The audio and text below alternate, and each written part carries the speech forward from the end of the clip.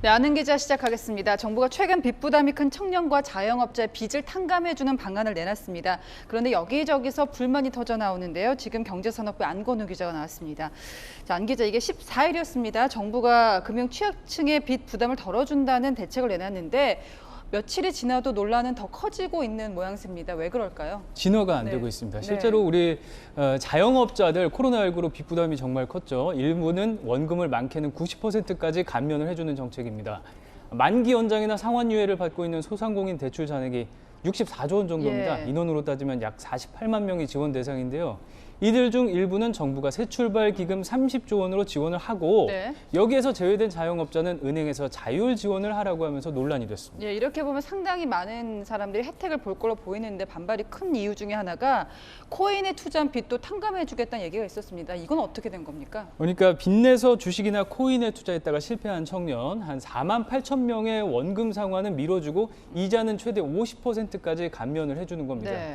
보니까 오늘 아는 기자회고에 정말 많은 댓글들이 달렸더라고요. 코인이나 뭐 주식 투자 빚을 왜 나라가 갚아주냐 이런 비판이 특히 많았습니다. 정확히 설명하자면 원금을 탕감해주는 건 아니고요. 대출 이자를 절반까지 줄여주겠다는 겁니다. 가장 이제 반발하시는 분들이 성실하게 빚을 갚아온 분들이에요. 이게 현 정부가 얘기하는 공정과 맞느냐 이런 반응이 나올 수밖에 없는데요. 제가 코로나19 이후에 집합금지 업종으로 좀 묶여서 상당히 고통의 시간을 보냈다는 자영업자 이야기를 들어봤거든요. 딱 그 반응이었습니다. 애기 분유값, 기저귀값 줄여가면서까지도 제가 이자는 꼬박꼬박 내려고 노력했었거든요. 그런데 지금 정책은 뭐예요, 이게? 이자를 갚지 말라는 얘기예요? 자, 자영업자들 목소리 들어봤고요. 은행도 같이 하자라는 제안 나왔었는데 은행 반응은 어떻습니까? 정부의 기금 지원에서 제외된 취약차주를 이제 은행에서 자율적으로 지원하라 이런 보도가 나온 게 오늘 오전이었거든요.